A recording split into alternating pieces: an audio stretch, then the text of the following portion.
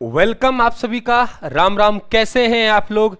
Rajasthan GK की antibiotic series में आपका फिर से वेलकम है। 2023-24 में जिस तरीके से हम लोगों ने कमाल किया था वो सीरीज 2026 में फिर आपके सामने है और एक एक घंटे के टॉपिक को मात्र हम लोग 5 मिनट में 7 मिनट में आपके समक्ष रख रहा हूं और बहुत आनंद से आप इस सीरीज का लाभ लेंगे।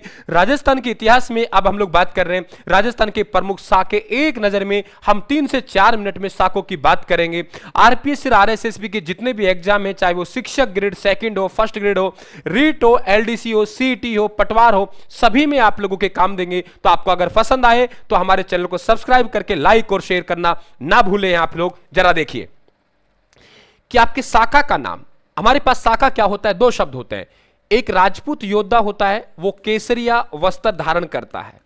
राजपूत रानियां हैं, वो अग्नि या जल में कूदकर जौहर कर लेती है। क्यों? जब आक्रमणकारी आक्रमण करेगा और दुर्ग को चारों तरफ से घेर लेगा, कोई रास्ता नहीं बचा, रसद पानी की व्यवस्था खत्म हो गई, तो फिर क्या करेंगे? हम बहादुरी के साथ वीर गति को प्राप्त होंगे, युद्ध करेंगे। राजस्थान का पहला साका रणथंभौर का साका, सन कौन सा है? 1301। अब देखो 1301 में आपको ध्यान रखना पड़ेगा 11 जुलाई कि अलाउद्दीन खिलजी ने जब रणथंभौर पे अधिकार किया तो 11 जुलाई 1301 तिथि थी। यहां के राजा थे हम्मीर देव। हम्मीर देव के साथ मोहम्मद शाह मंगोल था। मोहम्मद शाह मंगोल जो कि एक भगोड़ा सैनिक था, अलाउद्दीन खिलजी की पत्नी चिमना का प्रेमी था और यहां आया तो अलाउद्दीन खिलजी ने कहा लौटा दो, उन्होंने कहा नहीं लौटाऊंगा। तो एक कहावत प्रसिद्ध है, हम्मीर हट और तिरिया तेल चढ़े ना दूजी बार। अलाउद्दीन खिलजी यहां पे आक्रमणकारी थे, ये ध्यान रखें आप लोग, और इन्होंने कई आक्रमण किए। तो इनके सेनापति है उलूग खा और नुसरत खा था, हालांकि एक की पहले मृत्यु हो गई थी। उलूग खा और नुसरत खा था, ध्यान रखें आप लोग। चित्तौड़ का प्रथम साका 1303 में। राजस्थान का पहला साका यह हुआ 11 जुलाई 1301 को। चित्तौड़ के प्रथम साका की तिथि ध्यान रखना 26 अगस्त। 26 अगस्त को अधिकार किया। राजा रावल रतन सिंह था। रावल रतन सिंह के सेनापति हैं गोरा और बादल। गोरा और बादल रतन सिंह के नेतृत्व में यहां के सैनिकों ने क्या किया? केसरिया किया। और ध्यान रखें पद्मनी है रानी, पद्मनी के द्वारा क्या किया गया? जौहर किया गया था। चित्तौड़ पे अधिकार किया और अधिकार करके चित्तौड़ को अपने पुत्र खिजरा खां को सौंप गए और नाम रखा खिजराबाद। जबकि हम्मीर देव यहां पे जो हम बात करें जौहर, जौहर इनकी रानी है, रानी के द्वारा किया गया था। इस बात को आप लोग ध्यान रखेंगे। सिवाना का साका, सिवाना का साका 1308 में हुआ। शीतल देव यहां के किलेदार थे। आक्रमणकारी यहां पे कमालुद्दीन गुरुग था। कमालुद्दीन गुरुग ने आक्रमण किया। यहां पे ध्यान रखना आप लोग, एक नाम सुना होगा आप लोगों ने, है ना, बहावला सरदार। बहावला सरदार ने यहां पे विश्वासघात किया था। बहावला सरदार ने विश्वासघात किया, आपके तालाब में गोरक्त मिला दिया, जिससे राजपूत सैनिकों ने पानी पीने से इंकार किया। अलाउद्दीन खिलजी का अधिकार हो गया और अधिकार होके चित्तौड़ आपके सिवाना दुर्ग का नाम खैराबाद रखा। क्या रखा? खैराबाद रखा। फिर जालोर पर आक्रमण किया 1311 में। यहां पे कानड़ देव यहां के शासक थे और अलाउद्दीन खिलजी आक्रमणकारी थे। वही अलाउद्दीन खिलजी का सेनापति कमालुद्दीन गुरुग, अभी आपके फर्स्ट ग्रेड आरपीएससी में सवाल पूछा था, कमालुद्दीन गुरुग है। कमालुद्दीन गुरुग, अलाउद्दीन खिलजी वही कमालुद्दीन गुरुग है। ये क्या करेंगे? इसका नेतृत्व करेंगे और चित्तौड़ यहां पे जालोर दुर्ग पे अधिकार करके जालोर दुर्ग का नाम जलालाबाद रखेंगे और यहां पे एक मस्जिद का निर्माण करवाया, जिसे तोप मस्जिद या खिलजी मस्जिद कहते हैं। गागरोन में 2 साका हुए हैं।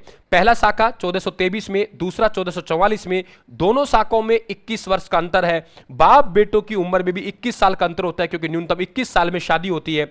अचलदास खींची पिता हैं, पालन सिंह यहां इनके बेटे हैं। दोनों बाप बेटों के समय होगा। यहां आक्रमणकारी मालवा का शासक ओसंग शाह है और यहां आक्रमणकारी महमूद खिलजी प्रथम। महमूद खिलजी द्वितीय है, वो सांगा के समय होगा, 1519 में गागरोन का युद्ध लड़ेगा। ये महमूद खिलजी प्रथम है। ये गागरोन दुर्ग का नाम बदल के क्या करते हैं? मुस्तफाबाद करते हैं। क्या करते हैं? मुस्तफाबाद करते हैं। और अचलदास खींचीरी वचनिका जो शिवदास गार्डन लिखी, उसमें अचलदास खींचीरी वचनिका शिवदास गार्डन लिख रहे हैं, बताते हैं ये इस युद्ध में मौजूद थे और इसमें इस युद्ध साका का उल्लेख किया है। गागरोन दूसरा साका। चित्तौड़ का दूसरा साका, चित्तौड़ का 1534-35 में हुआ। राजा विक्रमादित्य था। विक्रमादित्य और उदय सिंह को इनके ननिहाल बूंदी भेज दिया। आक्रमणकारी बहादुर शाह था और यहां पे रावत बाग सिंह को बुलाया गया था। रावत बाग सिंह के नेतृत्व में केसरिया हुआ था, है ना। और ध्यान रखें विक्रमादित्य की मां कर्मावती और विक्रमादित्य की पत्नी जवाहर वाही के नेतृत्व में यहां पे क्या हुआ? जौहर हुआ था। चित्तौड़ का तीसरा शाखा आक्रमणकारी 1568 में उदय सिंह राजा थे, आक्रमणकारी अकबर थे। उदय सिंह यहां से निकल गए तो यहां पे जयमल राठौड़ और फत्ता सिसोदिया, कौन?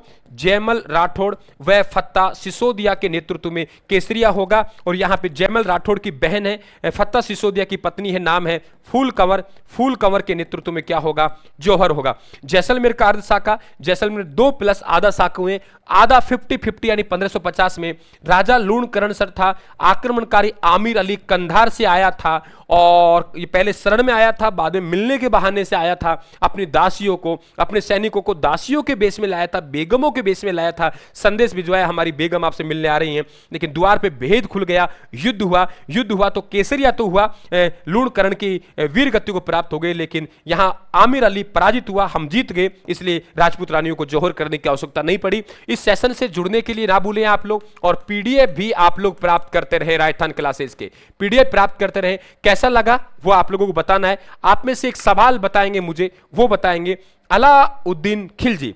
अलाउद्दीन खिलजी के यहां पे जालोर आक्रमण के समय एक था जिसका कुछ नाम ऐसा था, दहिया, है ना? इसकी पूर्ति करो कि दहिया ने विश्वासघात किया और राई की विधि बताई और एक कहावत बनी, राई के भाव तो रातों रात ही बीत गए। तो वो विश्वासघात करता कौन था जालोर के साका में, जालोर के युद्ध में? ये आप कमेंट बॉक्स में बताना है। बिल्कुल चैनल को सब्सक्राइब करें, हमारे परिवार का हिस्सा बने। राम राम साहब।